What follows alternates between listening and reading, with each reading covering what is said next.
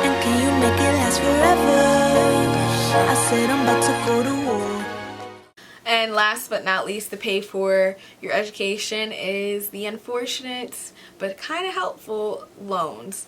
I don't want people to think loans are such a terrible thing and associate loans with negativity, student debt, and just something they don't want to get involved with.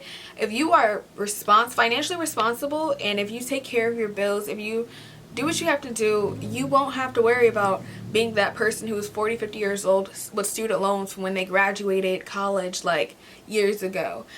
Just be responsible, take out what you know you can pay back, and try to find the rest through work, gifts, whatever, to pay for college. They are subsidized, they are unsubsidized, and they are privatized loans. So here's the difference. Subsidized loans are loans that the government is paying on the accruing interest. I don't know how to say that word.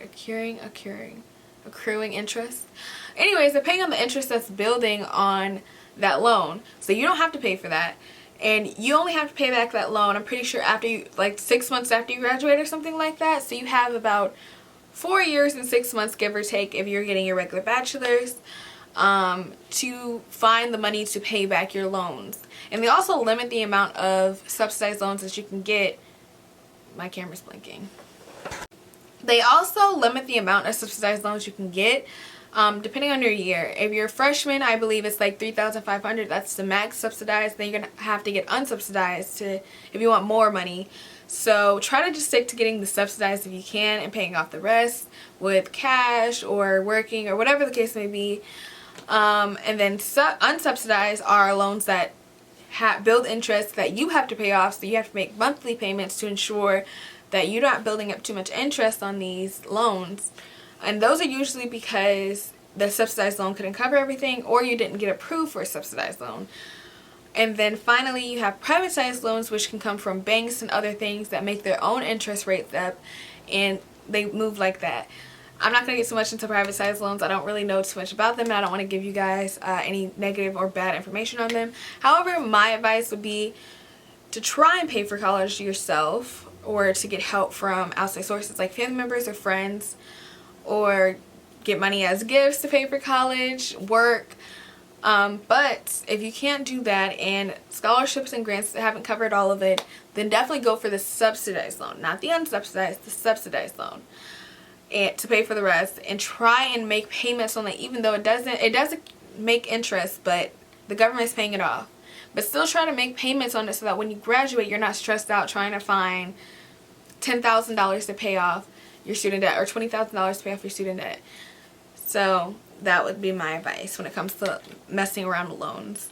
Lastly, I'm just going to give you guys some tips and advice on basically this entire video, and on college and paying for college and stuff like that.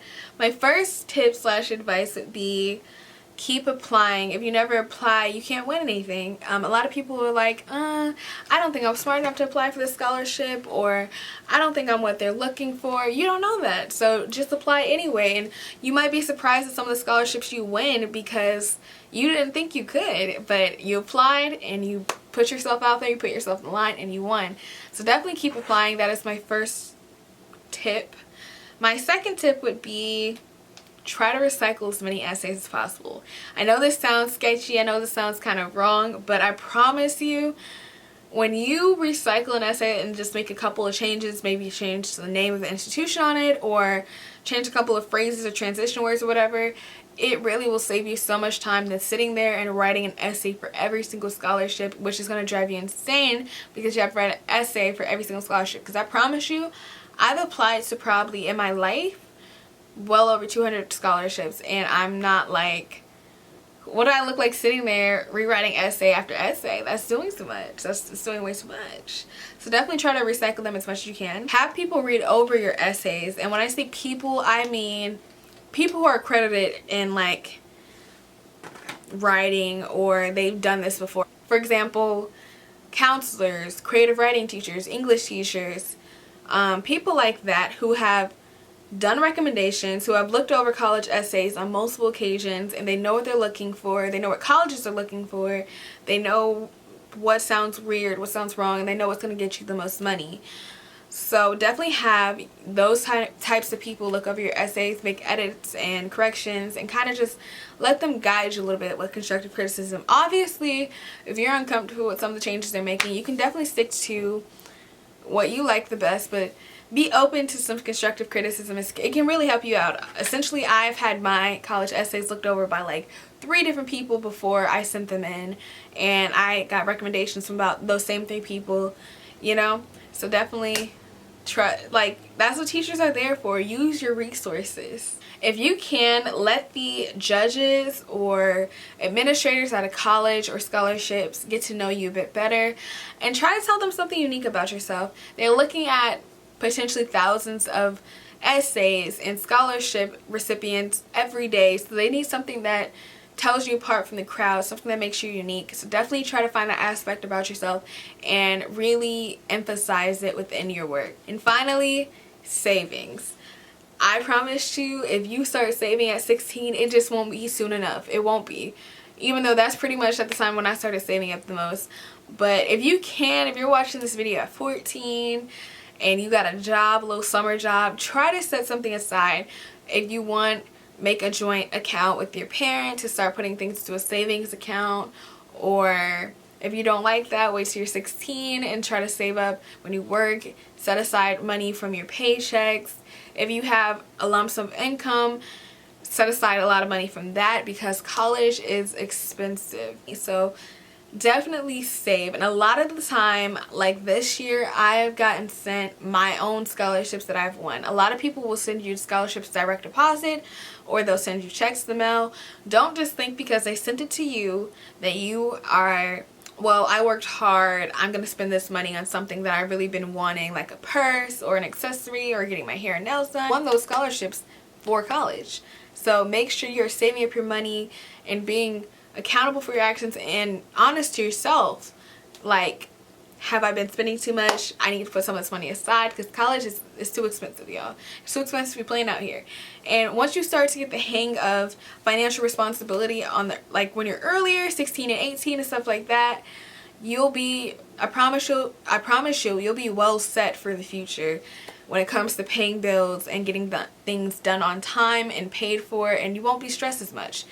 I definitely think I'm going to make a financial video if that's what you guys want, because I'm not like the best financial person, but like, I watch a lot of financial YouTube videos. I can also recommend some financial people to you. I just personally love finances and focusing on them and bettering myself when it comes to it. So yeah. But that pretty much concludes this video. I hope this video was really helpful to you guys. I hope you guys got an idea of what you need to be doing to be winning scholarships, how you need to be applying. I didn't really give too much tips on like the applying process, but I gave you guys a good amount of tips, some gems in there, so that you can win as much scholarships as I want, if not more, because college is expensive. We need to stick together. We need to help each other. And yeah, so I hope you guys got something out of this video, and I will see you guys next time. I know I've been really bad about filming and stuff. I've been really busy, midterm season, you know. Look at my hair, like I really haven't been taking care of myself, but that's besides the point. So yeah, I hope you guys enjoyed this video. Comment, subscribe, and like, and I will see you guys next time. Bye.